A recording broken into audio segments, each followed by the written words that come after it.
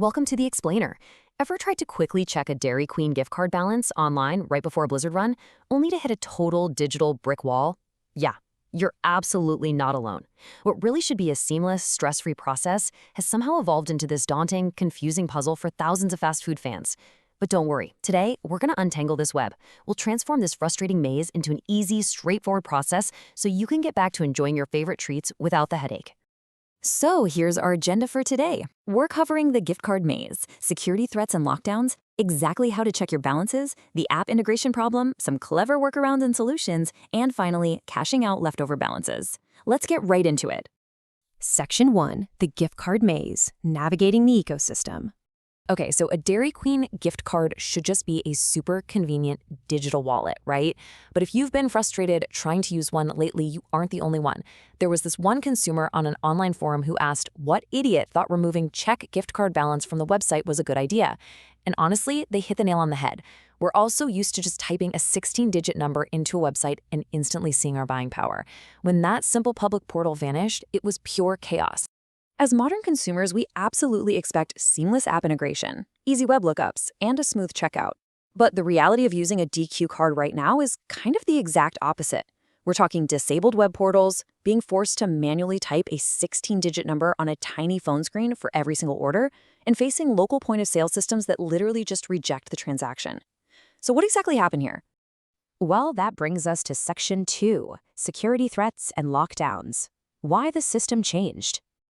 Look, corporate didn't just lock the system down to annoy us. They were actually forced to do this to protect your money from something called credential stuffing attacks. Basically, bad actors were using automated computer scripts to rapidly guess and test gift card numbers on those open verification portals. If they found a card with an active balance, boom, they drained it. Security administrators had to slam on the brakes and implement severe countermeasures to stop this automated fraud from wiping out innocent customers' funds. To put that timeline into perspective, pre-2025, everything was open and super easy. But by late 2025, the rise of these skimming scripts spread like wildfire. To stop the bleeding, post-November 2025, Dairy Queen transitioned to a highly restricted infrastructure. They introduced strict PIN-enabled pathways and phone validation systems. Did it protect the money? Absolutely. Did it completely fragment the user experience? Yeah, for sure. Which leads us to Section 3. How to actually check your balances and navigate these fragmented channels. First off, preparation is key here. Make sure you have your physical card, that 16-digit number, your PIN, and the associated email address ready to go. Because of all those security upgrades, different cards now require completely different verification methods.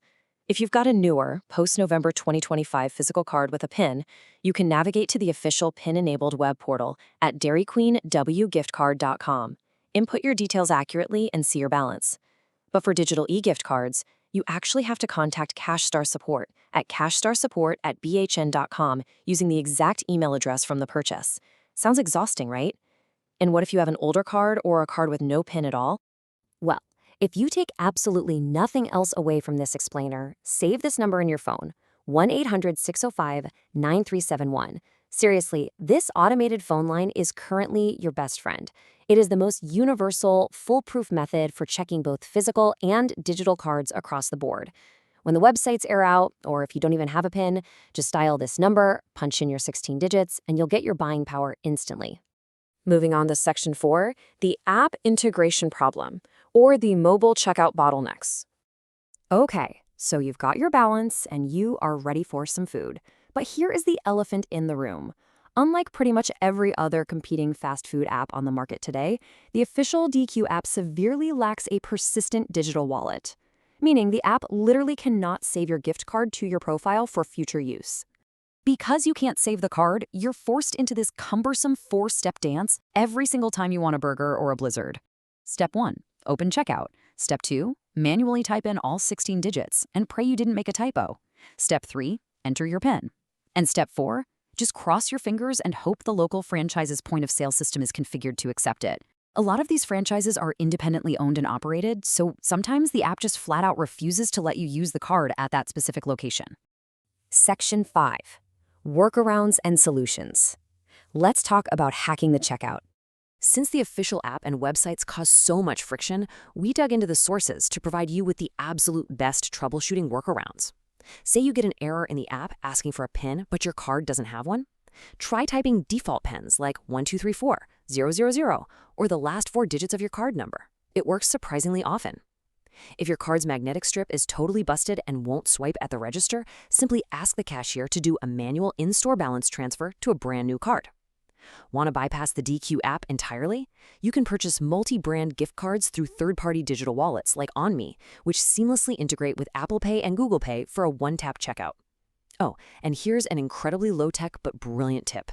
Just grab a Sharpie and write your remaining balance directly on the physical card after every purchase. Simple, but it saves so much headache later. And get this, there's also a wild loophole for food delivery. If you try to plug a standard Dairy Queen gift card into DoorDash, it'll get rejected. DoorDash only wants their own branded gift cards. But if you load those Dairy Queen funds onto a co-branded Visa prepaid card, you completely bypass that restriction. Just enter it into DoorDash like a normal debit card and you're good to go. Total game changer. Finally, Section 6, cashing out leftover balances and your consumer rights. What if you're just tired of the hassle? You've got $3 left on a card and you just want to walk away entirely. Well, depending on where you live, you might legally be entitled to a cash refund.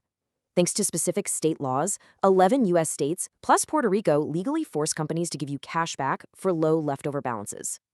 For instance, in California, you can cash out balances up to $10.